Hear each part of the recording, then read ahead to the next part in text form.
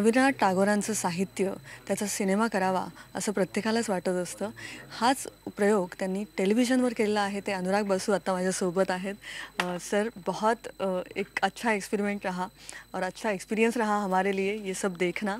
चोखेर बाली आज बहुत ही बढ़िया लगा. और कब से चाह रहे थे कि बंगाली और ये रवींद्रनाथ टैगोर जी का साहित्य आप इसमें आने को कब कब से चाह रहे थे?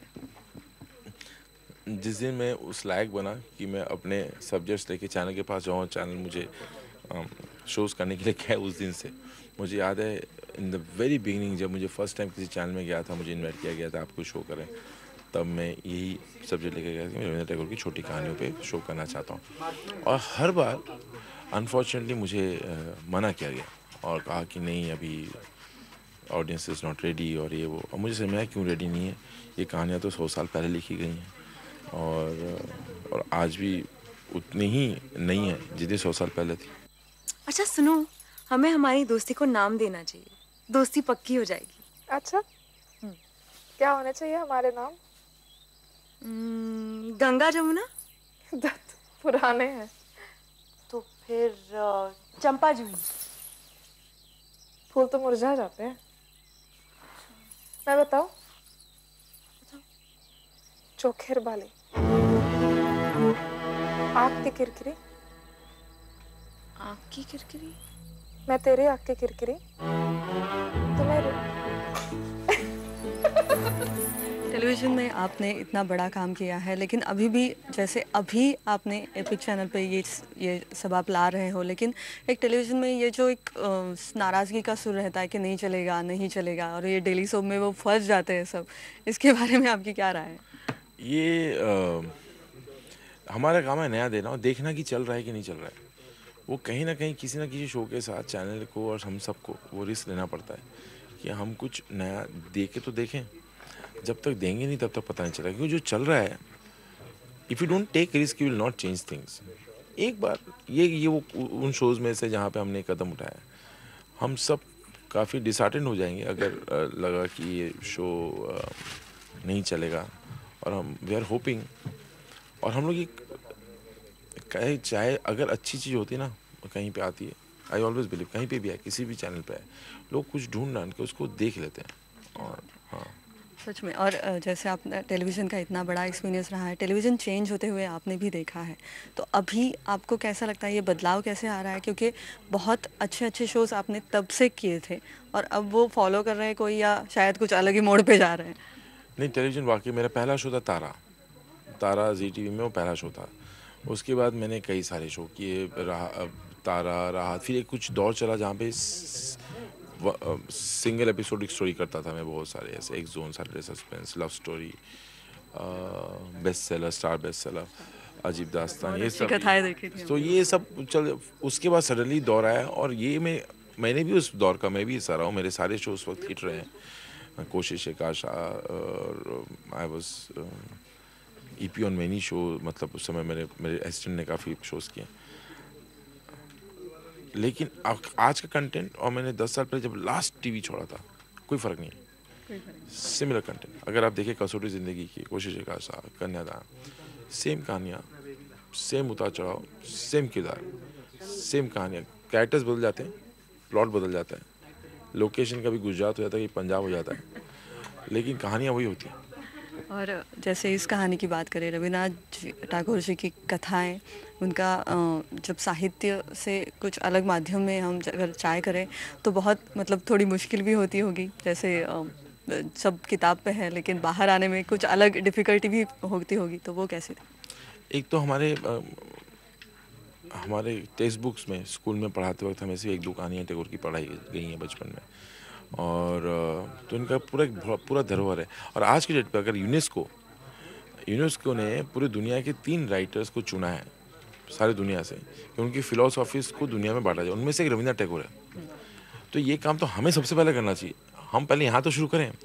सो व्हेन हमारी रिस्पॉन्सिबिलिटी बनती है, रिस्पॉन्सिबिलिटी है, हाँ हाँ, उनकी फिलोसफी और उनकी चीज़ें, उनकी कहानियाँ पहुँचनी चाहिए। व्हेन यू नो फॉर पिछले 200 साल में जब यूनेस्को ने 3 राइटर चुना है, टैगोर साहब को चुना उनमें से, नोबेल पुरस्कार भी। और तो फिर तो हमें I think people when I ask some people, I think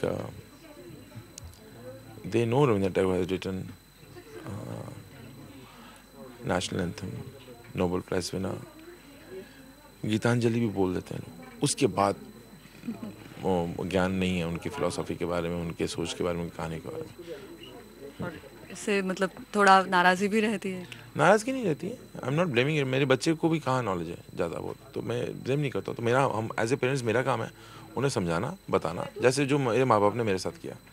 my parents did it with me, I want to do it with my kids, I want to give them that knowledge.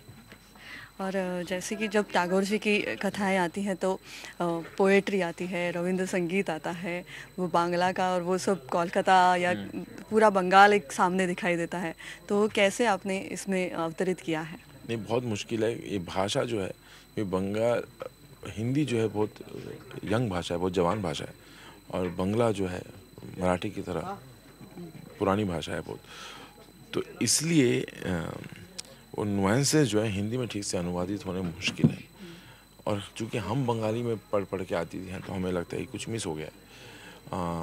तो मैं ये नहीं कह रहा हूँ कि हमने बहुत कर लिया, लाख कोशिश करके भी मतलब परफेक्ट नहीं हुआ अभी तक। मतलब जो उनके गाने, जो उन्होंने कविताएं जो बंगला में लिखी, हिंदी में ठीक से ट्रांसलेट होते नहीं। और वो एक्टर्स के लिए भी वो स्किल रहेगा कि बंगाली कल्चर को समझना, पूरे तरह से वो साहित्य को समझना, टैगोर जी को समझना, ये तो एक बहुत बड़ा स्किल है। राधिका के लिए बहुत मुश्किल था। राधिका पूना की लड़की है, समझना, संस्कृताइज हिंदी बोलना, उस तरह से सब, बौदी को बौदी बोलना, बौदी नहीं बोलना, तो वो सब सारी चीज़ें जो हैं, पर हम लोग थे वहाँ पे समझाने के, और चीज़ें फास्ट लर्नर।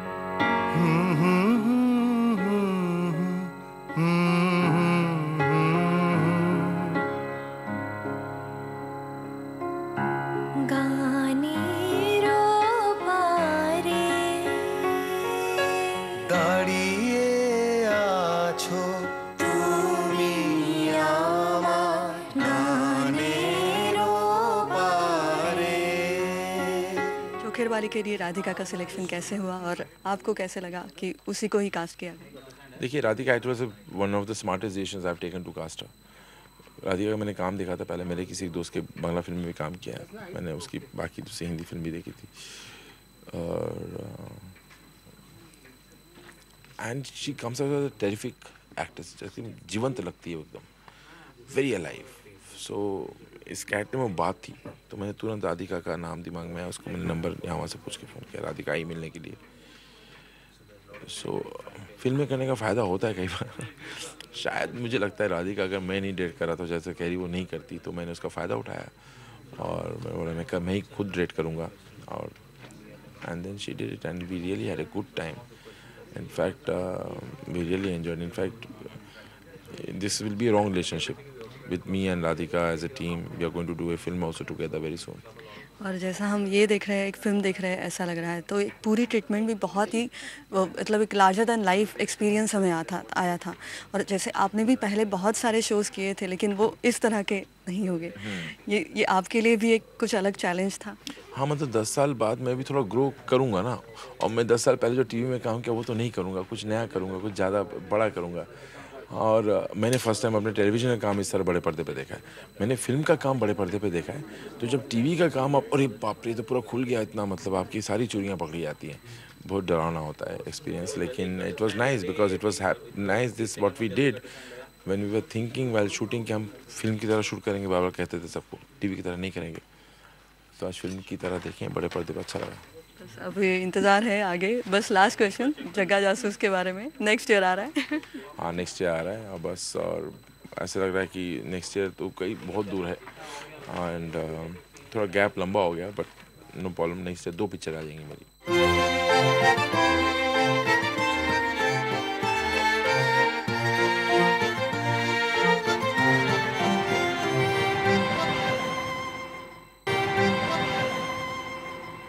टागोरांच्या स्त्री व्यक्तिरेखा साकारणं कोणाला आवडणार नाही, आणि राधिकाला सुद्धा ही सुवर्ण संधी मिळालेली आहे। राधिका चोखेरवाली, अनुराग बसू यांचं दिग्दर्शन आणि विनोदिनी ही व्यक्तिरेखा, खरं तर इतकी सुवर्ण संधी आणि याचं सोनं केलंस। सोनं केलं की नाही नाही, पण सुवर्ण संधी नक्की होती। कसा अनुभव होता एकंदर अनुराग बसू यांच्यासोबत काम? खूपच अप्रतिम अनुभव होता। आय थिंक मला वाटतं की अनुराग बासू माझे सगळ्यात आवडणाऱ्या दिग्दर्शकांमध्ये एक आहेत. अत्यंत हंबल माणूस आहे तो, आणि मला वाटतं ती जी ह्युमिलिटी आहे आणि एवढं काम करून झाल्यानंतर ती जी ह्युमिलिटी आणि कंपॅशन आहे आणि इक्वॉलिटी आहे त्यांच्या बिहेवियरमध्ये, ह्या गोष्टी माझ्यासाठी फार जास्त महत्त्वाच्या आहेत मी काम करताना. आणि मला वाटतं माणूस इतका चांगला असेल तर मग त्यांचं कामही खूप चांगलं असतं असं मला वाटतं पर्सनली. एनिवे, त्यामुळे खूप चांगला अनुभव राहिला. त्यांना ॲक्टर्सबरोबर काम करणं फार चांगलं येतं. ॲक्टर्सच्या लिटरली डोक्यात शिरून त्यांचे काय विचार चालू आहेत आत्ता हे लिटरली त्यांना माहिती असतं, आणि ते he is constantly reading you. आणि त्यामुळं तुम्ही एखादा शॉट करत असता आणि शॉट करता करता त्या शॉटच्या मध्येच सडनली तुम्हाला ऐकू येईल की अनुराग म्हणतो की आत्ता तुला समजलं, एकदम परत जा आणि परत कर. आणि ते इतकं छान आहे की तुम्हाला माहिती असं प्रत्येक क्षणी की मी जे काही करते आणि माझ्या डोक्यात जे काही विचार येत आहेत ते सगळे त्याला माहिती आहेत आणि तो माझ्याबरोबर काम करतोय. तर त्यामुळे मला वाटतं फारच चांगलं होतं ते कोलॅबोरेशन. आणि मला असं मी आधी मला वाटतं 2 दिग्दर्शकांबरोबर काम केलं आहे ज्यांना हे असं आमचं ट्युनिंग ज्यांच्याबरोबर माझं ट्युनिंग जमलं.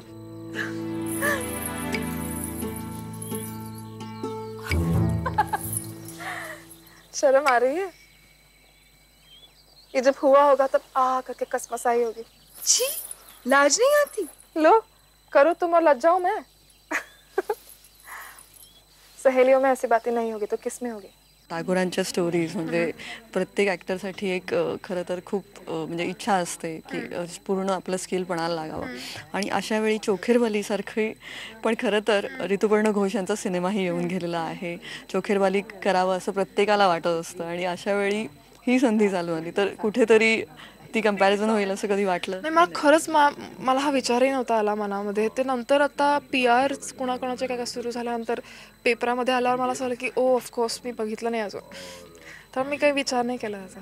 नक्कीच. आणि अर्थात ती कम्पॅरिझन होणारही नाही, कारण हा पूर्णपणे अत्यंत वेगळा प्रोजेक्ट एक वेगळा प्रोजेक्ट आहे. आणि जेव्हा टेलिव्हिजनवर हा असा प्रोजेक्ट येतो तेव्हा प्रेक्षकांना आता काहीतरी बघावं असं वाटेल असं वाटतं.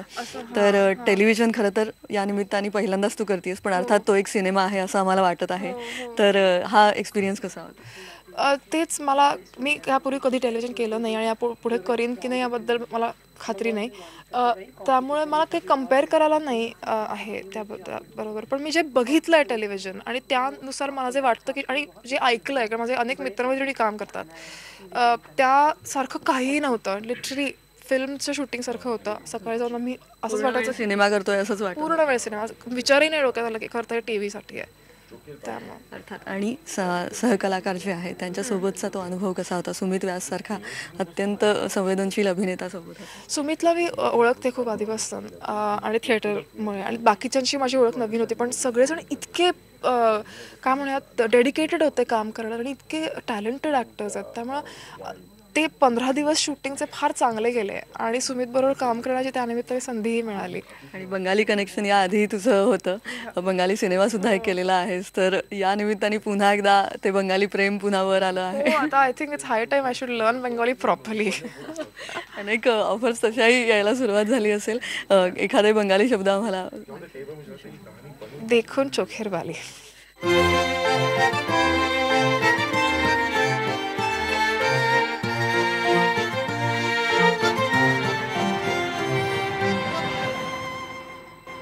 टागोरांच्या कथा टेलिव्हिजनवर अवतरतायत. अनुराग बसू यांचं दिग्दर्शन आहेत. अमृता माझ्यासोबत आहे. अमृता, नमस्कार. नमस्कार. कसं वाटतंय? बहुत अच्छा लग रहा है.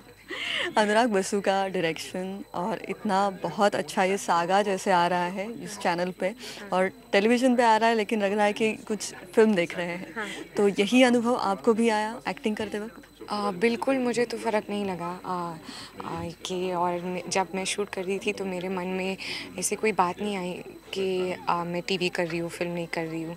आई थिंक फ़र्क सिर्फ स्पीड जो है ना, जिस रफ्तार से आप TV में शूट करते हो वो बहुत बहुत आई थिंक बहुत फास्ट है फिल्म से.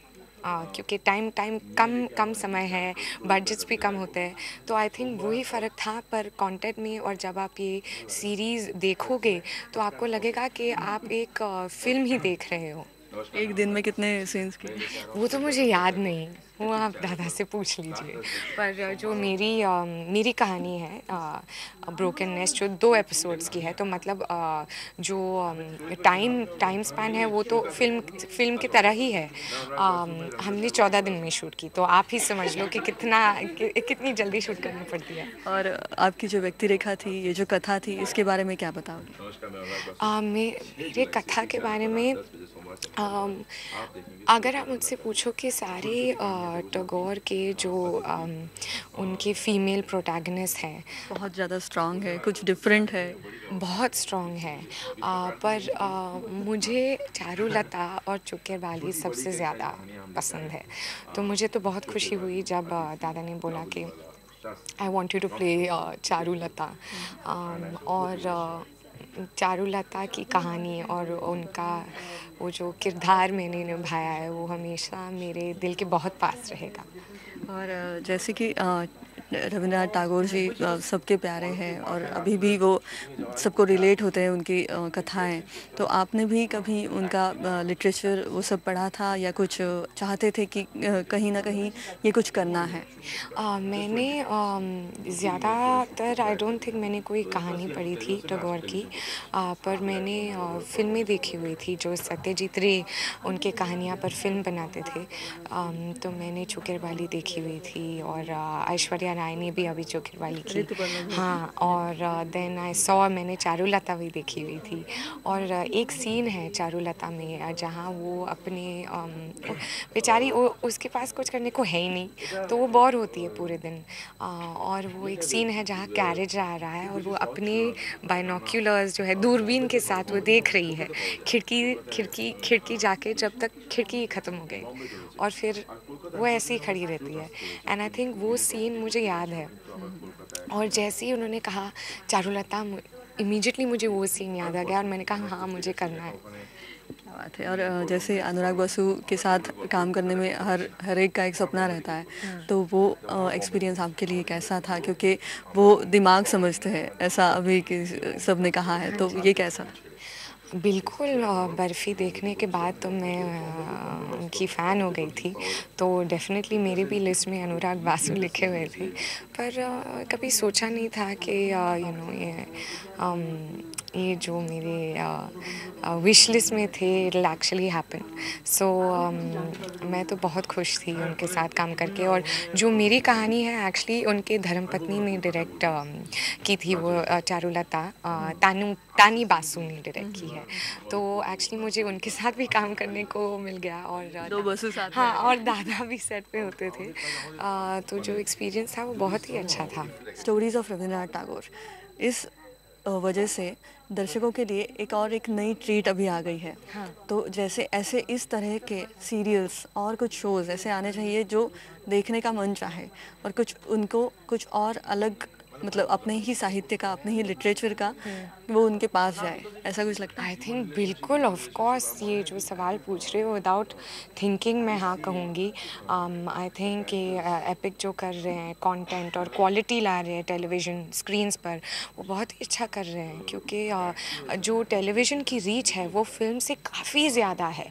और टेलीविज़न हर किसी के घर में है, कौन नहीं टेलीविज़न देखने जाता है। सो आई थिंक कि हम जैसे दादा ने कहा कि उन्होंने टैगोर स्टोरीज़ बनाई हुई है कि उनके बच्चों को पता चले कि रविंद्रनाथ टैगोर कौन थे, उन्होंने क्या लिखा हुआ था और उनके कहानियों से संबंधित हो, क्योंकि लिटरेचर, हिस्ट्री बहुत कुछ है जिससे आजकल की पीढ़ी जो है वो बिल्कुल उनके बारे में कोई भी जानकारी नहीं है। और मैं कहूँगी कि मैं भी उस पीढ़ी में शामिल हूँ। और मैं बिल्कुल चाहूँगी कि, और मैं लिटरेचर पढ़ी, मैंने कॉलेज में इंग्लिश लिट की थी, तो मैं बिल्कुल चाहूँगी कि लिटरेचर पे और हमारी हिस्ट्री और कल्चर पे और भी ऐसे कंटेंट ड्रिवन शोज आए। अमृता, आपण जाता जाता काहीतरी मराठीत आमच्या प्रेक्षकांना सांग. नक्की बघा स्टोरीज बाय रवींद्रनाथ टागोर. नमस्कार.